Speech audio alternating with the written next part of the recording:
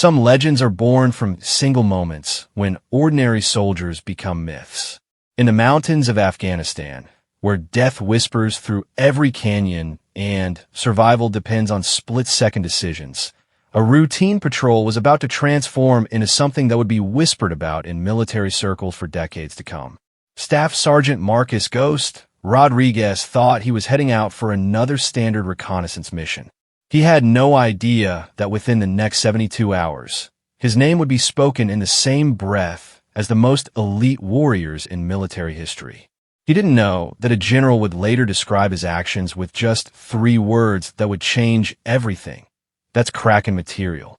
What happens when an ordinary soldier pushes beyond every limit, when training meets raw survival instinct, and when one man's refusal to surrender creates a legend that reshapes how the military views courage itself. This is that story. This is how routine rifle work became the stuff of legends, and how a whispered code name would echo through the halls of the Pentagon. The morning sun cast long shadows across the Afghan mountains as Staff Sergeant Marcus Rodriguez adjusted his rifle scope for what he thought would be another routine patrol. At 28, Ghost had earned his nickname not from any supernatural abilities, but from his uncanny talent for moving through hostile territory without being detected. His squad mates joked that he could disappear in an empty room, but today that skill will be tested like never before. Rodriguez had grown up in East Los Angeles, where survival meant reading situations before they turned deadly. The military had given him purpose, transforming street-smart instincts into tactical brilliance. His commanding officers noticed how he could predict enemy movements, how he seemed to sense ambushes before they materialized. But none of that preparation could have readied him for what was coming in the next 48 hours. The mission briefing had been standard. Intelligence suggested a small Taliban cell was operating from a village nestled in a mountain valley 30 clicks northeast of their forward operating base. The orders were simple: observe, gather intelligence, and report back. No engagement unless absolutely necessary.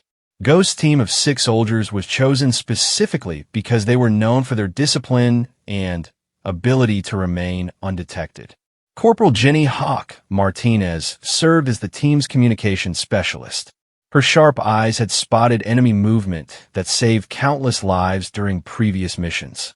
Private First Class David "Tank" Williams carried the squad's heavy equipment, his massive frame making him invaluable for breaching operations. Sergeant Tom "Wire" Peterson was their explosives expert, a quiet man whose precision with demolitions was matched only by his dry sense of humor. Lance Corporal Sarah "Doc" Chin handled medical duties, but her combat skills were equally impressive. Finally, there was Private Mike "Rookie" Thompson, the newest addition to their unit, eager to prove himself but still learning the harsh realities of mountain warfare. The helicopter dropped them at the designated landing zone just after dawn. The terrain was brutal, with jagged rocks and narrow paths that seemed to crumble with each step.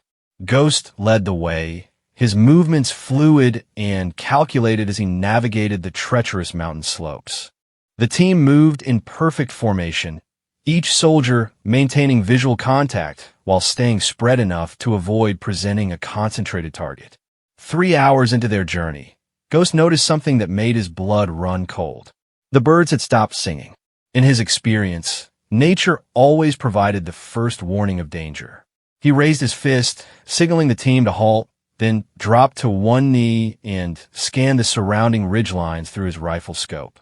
The silence stretched for minutes, broken only by the wind whistling through the rocks. Hawk moved up beside him, whispering into her radio headset as she tried to contact their base. Static filled her earpiece, and her expression grew concerned. The mountains often interfered with communications, but something felt different about this interference. It was too consistent, too deliberate. Someone was jamming their signals. Ghost made a series of hand signals, directing his team to take defensive positions among the rocks. They had trained for communication failures, and each soldier knew their role without needing verbal instructions. Tank positioned himself where he could provide covering fire down the narrow valley they had just traversed. Wire began checking their route ahead for signs of improvised explosive devices. Doc and Rookie took positions on either flank, while Hawk continued attempting to re-establish contact with headquarters. The first shot came from a ridge 800 meters to their east. The bullet struck the rock just inches from Ghost's head, sending fragments of stone flying. Before the sound of the gunshot could echo through the valley, Ghost had identified the shooter's position and was already moving. His response was instantaneous, muscle memory taking over as he rolled behind better cover and brought his rifle to bear on the enemy position. More shots erupted from multiple directions, and Ghost realized with growing dread that they had walked into a carefully planned ambush. The Taliban fighters had chosen their positions perfectly, commanding the high ground from three sides while blocking the team's escape route. Whoever planned this attack understood military tactics and had likely been watching American patrol patterns for weeks. Tank's heavy machine gun roared to life, sending suppressive fire toward the eastern ridge while the rest of the team maneuvered to more defensible positions. Ghost's mind raced as he assessed their situation. They were outnumbered, outgunned, and trapped in a kill zone with no communication to call for backup. Everything about this felt wrong, too perfectly orchestrated to be a chance encounter. As bullets whined overhead and ricocheted off the surrounding rocks, Ghost noticed something that chilled him even more than their tactical disadvantage. The enemy fighters weren't just trying to pin them down or capture them. They were systematically working to eliminate escape routes, moving with military precision that suggested professional training. These weren't local Taliban fighters operating from a mountain village. This was something much more dangerous. Wire called out from his position, reporting movement on the western slope. More enemy fighters were positioning themselves to complete the encirclement. In minutes, Ghost Team would be completely surrounded with no way out except through heavily defended enemy positions. The realization hit him like a physical blow. This wasn't routine rifle work anymore. They were fighting for their lives against an enemy that had planned this engagement down to the smallest detail. Ghost keyed his radio, hoping against hope that someone might hear their distress call, despite the jamming. Static filled his earpiece, but he broadcast anyway, giving their coordinates and situation report. If they didn't make it out of this valley alive, at least headquarters would know what happened to them and could warn other patrols about the sophisticated enemy presence in the area. The firefight intensified as more enemy positions opened up. Ghost counted muzzle flashes from at least 12 different locations, meaning they were facing a force at least twice their size. But numbers weren't their only disadvantage. The enemy fighters were using the terrain expertly, appearing just long enough to fire before disappearing back behind cover. They were patient, disciplined, and clearly working from a coordinated battle plan. Doc's voice cut through the chaos as she reported that Rookie had taken a bullet to the shoulder. The young soldier was still fighting, but he was losing blood and his shooting accuracy was suffering. Ghost made a quick decision, signaling for Doc to move to Rookie's position while he provided covering fire. His rifle barked repeatedly as he placed precise shots at enemy positions, not necessarily hitting targets, but forcing them to keep their heads down long enough for Doc to reach their wounded teammate. The situation was deteriorating rapidly. Ammunition was running low, Rookie needed medical evacuation, and the enemy was steadily tightening their noose around the trapped American soldiers. Ghost had faced desperate situations before, but never anything quite like this. The enemy's tactics were too sophisticated, their coordination too precise. Someone with serious military training was commanding this attack. As afternoon shadows began lengthening across the valley, Ghost realized that darkness might be their only chance of escape. But that was still hours away, and their ammunition wouldn't last that long against sustained enemy fire. They needed a plan that would either break the enemy's hold on the high ground or create enough confusion to allow an escape attempt. Ghost studied the terrain around their position, looking for any advantage they could exploit. The valley floor was littered with large boulders and rocky outcroppings that could provide cover for movement, but reaching them would require crossing open ground under enemy fire. To the north, a steep ravine cut through the mountainside, possibly offering a route to higher ground if they could reach it without being detected. The more Ghost analyzed their tactical situation, the more he realized that conventional defensive measures wouldn't save them. They needed to do something unexpected, something that would shock the enemy and disrupt their carefully laid plans. The idea that began forming in his mind was dangerous beyond rational calculation, but it might be their only chance of survival. He crawled over to where Tank was maintaining suppressive fire with his machine gun. The big soldier's face was streaked with sweat and dust, but his eyes remained focused and determined. Ghost outlined his plan in quick, whispered sentences, watching Tank's expression shift from surprise to grim understanding. What Ghost was proposing went against every rule of small unit tactics, but Tank had served with Ghost long enough to trust his judgment in impossible situations.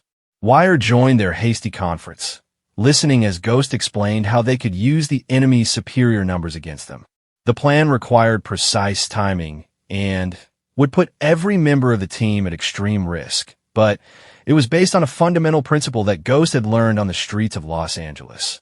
Sometimes the best defense is an attack so unexpected that it paralyzes your opponent's ability to respond. Hawk managed to get a brief signal through the jamming, long enough to transmit their coordinates to headquarters. But help was hours away, assuming anyone had received the message. They were on their own, trapped in an increasingly desperate situation with an enemy that seemed to anticipate their every move. Ghost looked at each member of his team, seeing fear mixed with determination in their eyes. They were good soldiers who deserved better than dying in an anonymous valley fighting an enemy that had turned their routine patrol into a nightmare. The sun continued its arc across the sky, and Ghost knew that time was running out. Every minute they remained pinned down gave the enemy more opportunities to improve their positions and call in reinforcements. If they were going to act on his desperate plan, it had to be soon. The alternative was waiting for darkness and hoping they could slip away under cover of night. But Ghost doubted the enemy would give them that chance. As another volley of enemy fire sparked off the rocks around their position, Ghost made his decision. He gathered his team for one final briefing, knowing that what he was about to ask of them would test every skill they had learned and every bond of trust they had forged together. The routine patrol that had begun that morning was about to transform into something that would be remembered in military circles for decades to come, though none of them could have imagined it at the time. Ghost's plan was insane by any military standard, but desperation had a way of making the impossible seem logical.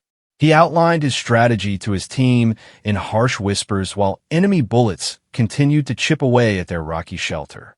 Instead of trying to defend their position or attempt a conventional withdrawal, Ghost proposed something that would have earned him a court-martial under different circumstances, a direct frontal assault on the enemy's strongest position. The eastern ridge where the ambush had begun was defended by at least 4 enemy fighters with excellent fields of fire covering the entire valley floor. Conventional wisdom dictated avoiding that position at all costs, but Ghost had noticed something during the firefight that gave him a dangerous idea. The enemy fighters on the eastern ridge were directing the movements of the other groups, using radio communications and hand signals to coordinate the encirclement. Take out the leadership position, and the entire enemy formation might collapse into confusion. Tank shook his head when he first heard the plan, his weathered face creased with disbelief. Charging uphill across open ground into prepared enemy positions violated every principle of small unit tactics they had ever learned. But as Ghost explained his reasoning, Tank began to understand the brutal logic behind the proposal. They were going to die anyway if they stayed put, so why not die trying something that might actually work? The key to Ghost's plan lay in timing and misdirection. While he led a frontal assault on the eastern ridge, the rest of his team would execute a coordinated movement to confuse the enemy and prevent them from concentrating their fire. Hawk would provide suppressive fire from their current position, making it appear that the team was still pinned down in the rocks. Wire would move north toward the ravine, creating the impression of an escape attempt. Doc would continue treating Rookie while preparing for a possible withdrawal to the south. What made the plan particularly dangerous was that it required Ghost to cross nearly 400 meters of open ground alone, under fire from multiple enemy positions, to reach the base of the eastern ridge. Even if he survived the approach, he would then have to climb a steep rock face while enemy fighters try to kill him from above. The chances of success were minimal, but the alternative was certain death or capture for his entire team. Ghost checked his equipment one final time, ensuring that every piece of gear was secured properly.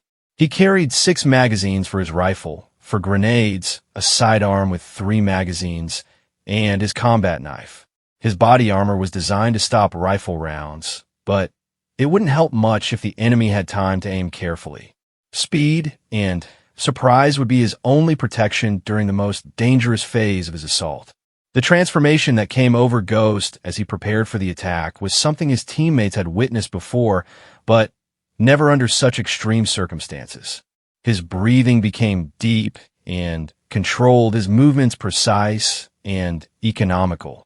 The fear and stress that had marked his face during the ambush gave way to an almost supernatural calm. This was the mental state that had earned him his nickname, the ability to become something other than entirely human when survival demanded it.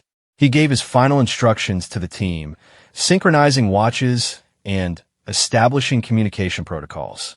The assault would begin in exactly 3 minutes, giving everyone time to reach their assigned positions. Ghost emphasized that if his attack failed, the rest of the team should attempt to escape using the confusion he created, even if it meant leaving him behind. This wasn't heroics, it was practical tactical thinking. 1 dead soldier was better than 6 dead soldiers. Tank gripped Ghost's shoulder before he moved out, his eyes conveying everything that couldn't be said aloud. They had served together for 2 years, surviving battles that would have broken lesser men. If anyone could pull off an impossible assault against overwhelming odds, it was Ghost. But even Tank's confidence was tempered by the recognition that they might be saying goodbye forever. Ghost moved to his starting position, a cluster of boulders that offered the last cover before the open ground began.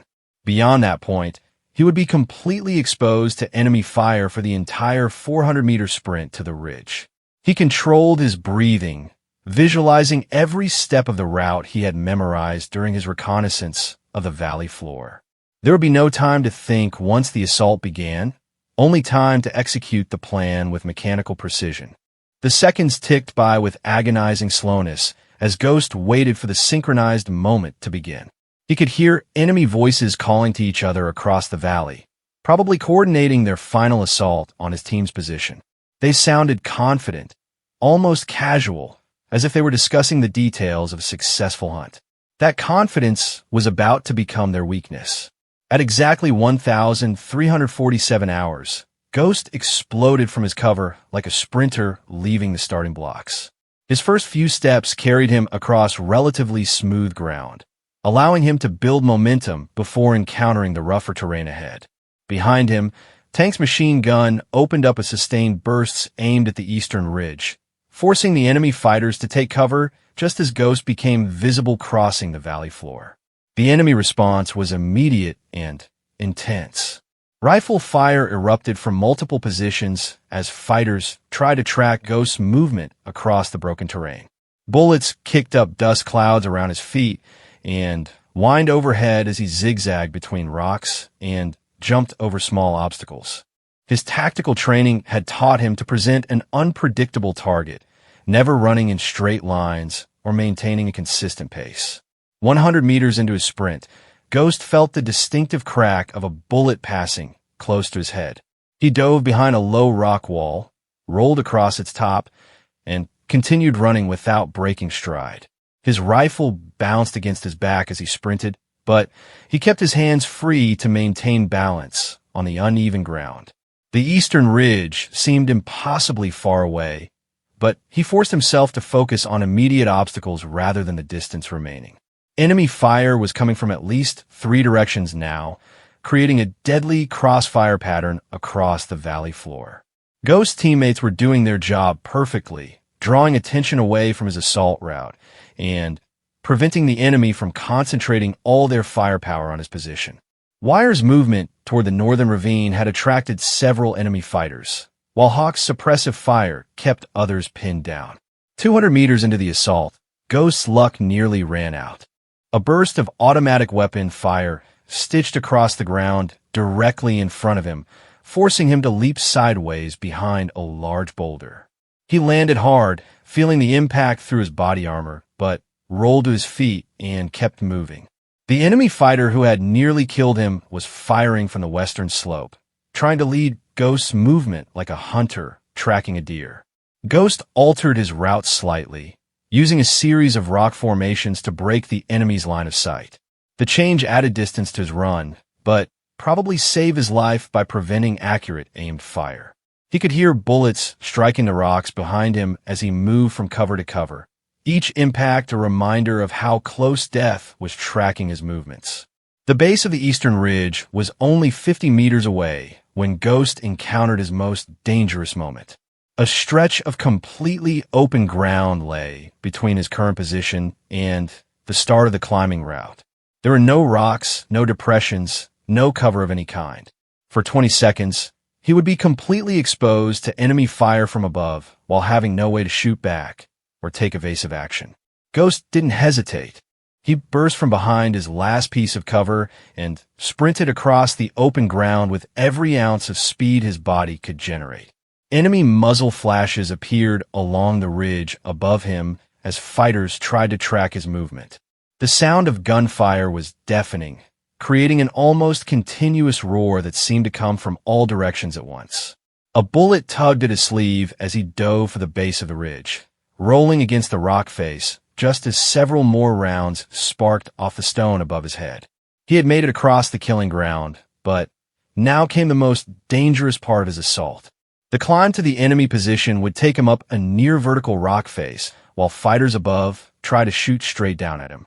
Ghost slung his rifle across his back and began climbing immediately, knowing that speed was his only protection.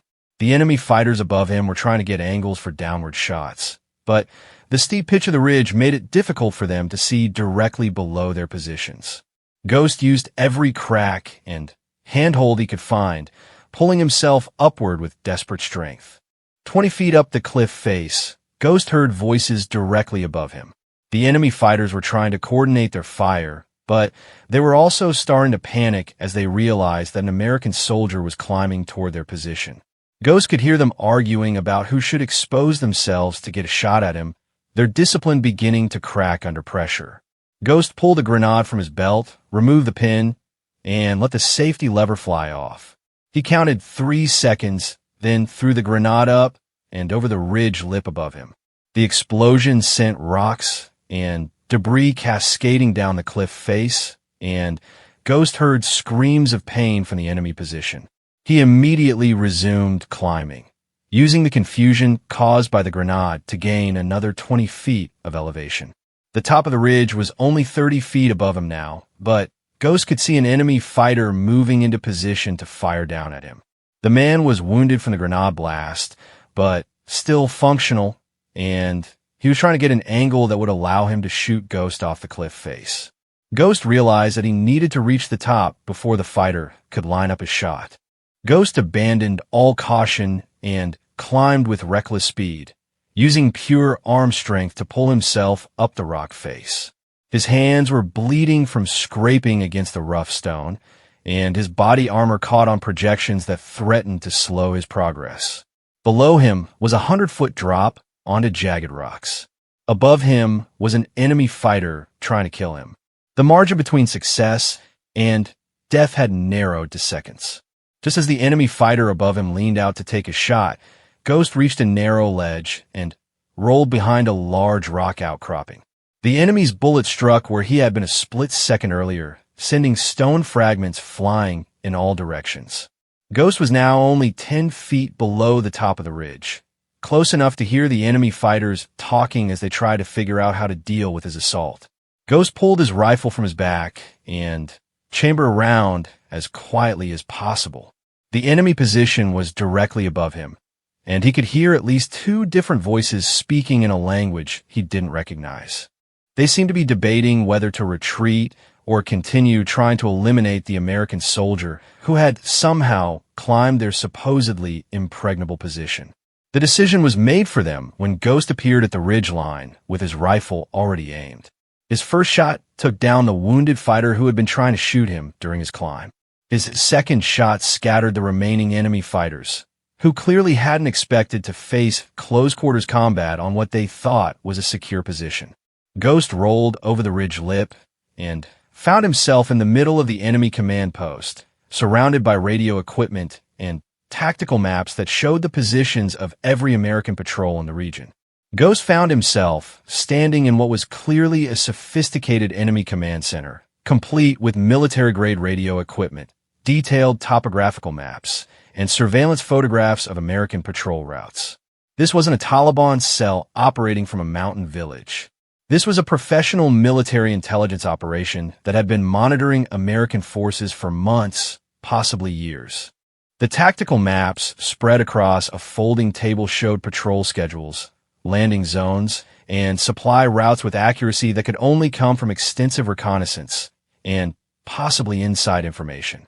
Red pins marked locations where American forces had been attacked over the past 6 months, revealing a pattern that made Ghost's blood run cold. His team hadn't stumbled into a random ambush. They had been specifically targeted as part of a larger operation designed to eliminate American reconnaissance capabilities in the region. 2 enemy fighters remained alive on the ridge, both wounded from Ghost's grenade attack, but still capable of fighting. They had taken cover behind radio equipment and were trying to flank his position from opposite sides. Ghost could hear them communicating with each other, coordinating their movements despite their injuries. These weren't desperate fighters making a last stand. They were professionals trying to complete their mission. Ghost moved quickly through the enemy position, using captured equipment as cover while he assessed the tactical situation. The radio equipment was still functioning, and he could hear voices speaking in multiple languages, suggesting that this operation involved fighters from several different countries. The sophistication of their setup and the international nature of their communications indicated that his team had stumbled into something much larger than anyone at headquarters realized. The first enemy fighter appeared around a stack of ammunition crates, his rifle already aimed at Ghost's position. But Ghost had anticipated the movement, using a mirror taken from the enemy's own surveillance equipment to watch for flanking attempts. His return fire was immediate and accurate, dropping the enemy fighter before he could get off a shot. The sound of gunfire echoed across the ridge, alerting everyone in the valley that the battle had reached the enemy command position. Ghost keyed his radio, hoping that his elevated position would allow communication through the jamming. Static filled his earpiece, but he could make out faint voices from his team below. Tank was reporting that enemy fire from other positions had decreased significantly, suggesting that Ghost's assault on the command post was disrupting their coordination exactly as he had hoped. The remaining enemy fighter was wounded more seriously than Ghost had initially realized, but he was still trying to reach a radio to call for reinforcements. Ghost could see him crawling toward the communications equipment, leaving a trail of blood behind him. The man's determination was admirable, but Ghost couldn't allow him to succeed. Enemy reinforcements would doom not only Ghost's team, but potentially every American patrol in the region. Ghost moved to intercept the wounded fighter, but as he rounded a pile of equipment, he came face to face with something that stopped him cold. The man wasn't trying to call for reinforcements. He was trying to activate a dead man's switch connected to enough explosives to level the entire ridgetop. The enemy had booby-trapped their own command post, probably as a final denial measure to prevent their intelligence from falling into American hands. The realization hit Ghost like a physical blow. If the explosives detonated, they would destroy all the intelligence information that could save countless American lives, and the blast would probably kill his team positioned in the valley below. But if he tried to stop the wounded fighter, there was no guarantee he could prevent the detonation, and the attempt would certainly cost precious seconds that might allow enemy reinforcements to arrive. Ghost made a split-second decision that would later be analyzed by military tacticians for years to come. Instead of trying to stop the wounded fighter, he began rapidly photographing the tactical maps and intelligence documents with his personal camera. If he couldn't save the physical evidence, he could at least preserve the information it contained. His hands moved with mechanical precision as he documented patrol schedules, enemy positions, and communication frequencies. The wounded enemy fighter reached the detonation device just as Ghost finished photographing the most critical documents. Their eyes met across the command post, and Ghost saw something unexpected in the man's expression. It wasn't hatred or fanaticism. It was professional respect, one soldier acknowledging another's skill and determination. The enemy fighter nodded slightly before activating the dead man's switch. Ghost had perhaps 3 seconds before the explosives detonated.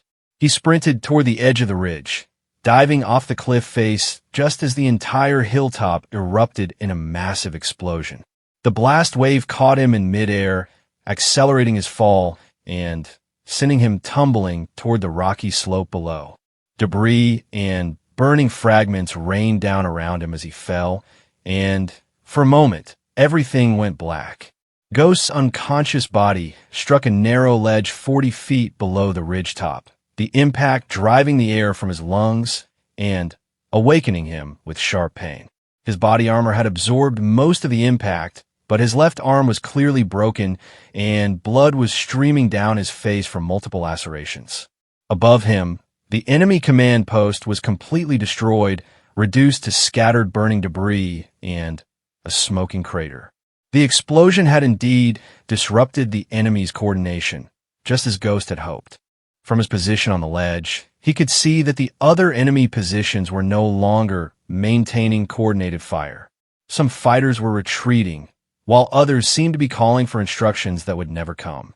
Ghost's desperate gamble had worked, but at a cost that was still becoming apparent. Ghost tried to use his radio to contact his team, but the device had been damaged during his fall.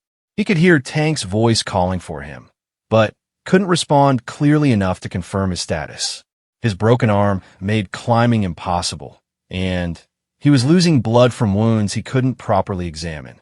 The ledge he had landed on was barely wide enough to support his body, with a sheer drop to the valley floor below. From his precarious position, Ghost watched his team execute a fighting withdrawal from their surrounded position. The enemy's loss of coordination had given them the opportunity they needed to break contact and move towards safer ground. Tank was carrying Rookie, whose shoulder wound had worsened during the firefight, while the others provided covering fire and watch for pursuit.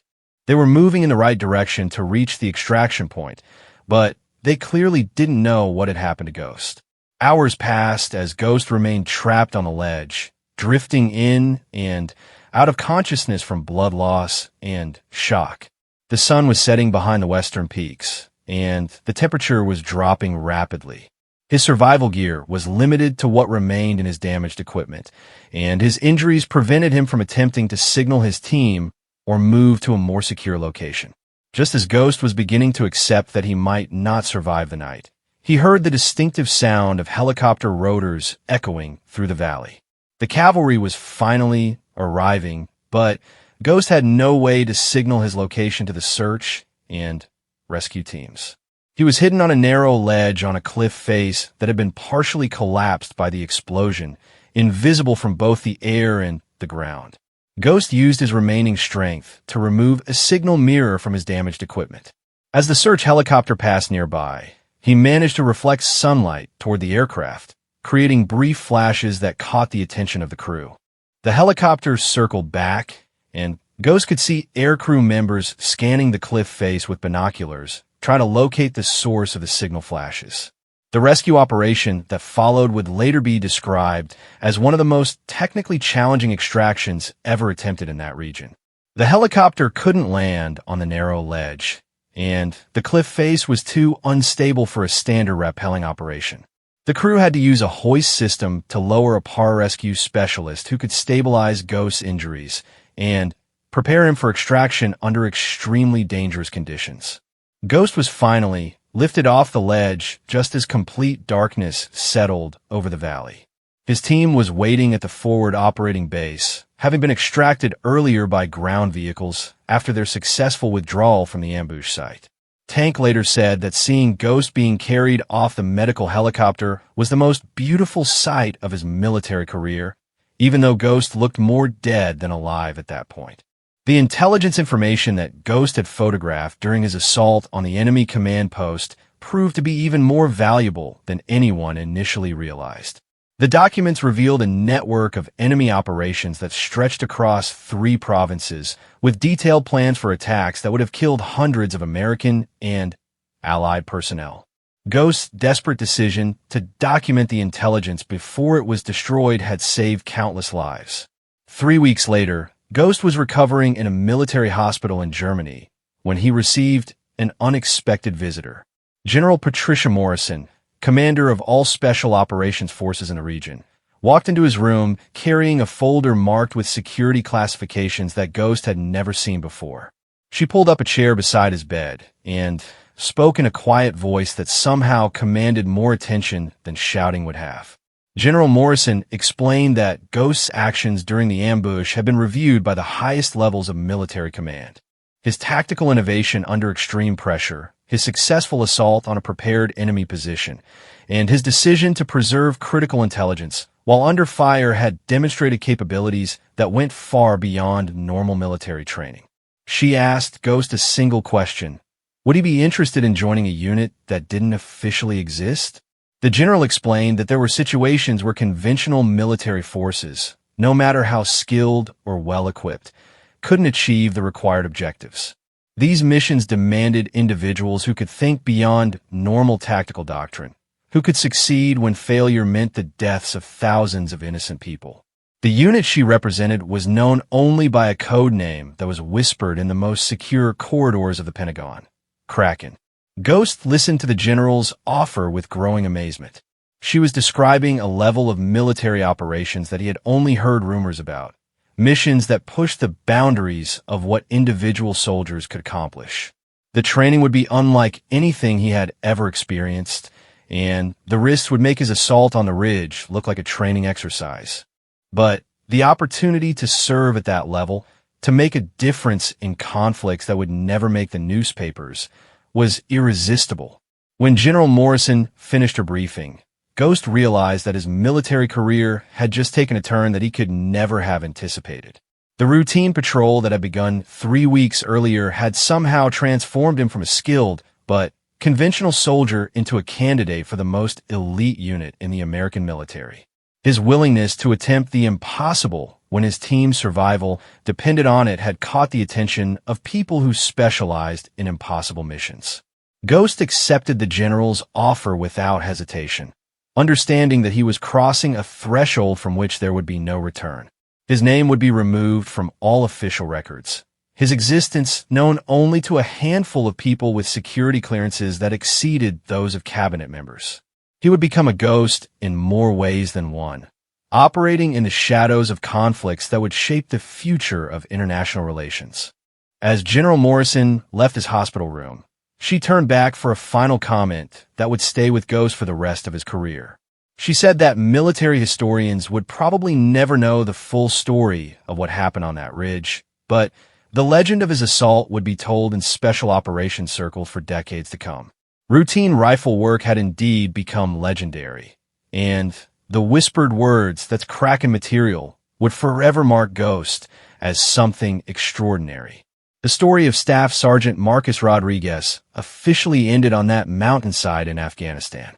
What began the next day was the legend of Ghost, a soldier whose impossible assault on an enemy position had demonstrated that some individuals could push beyond every known limit when the mission demanded it.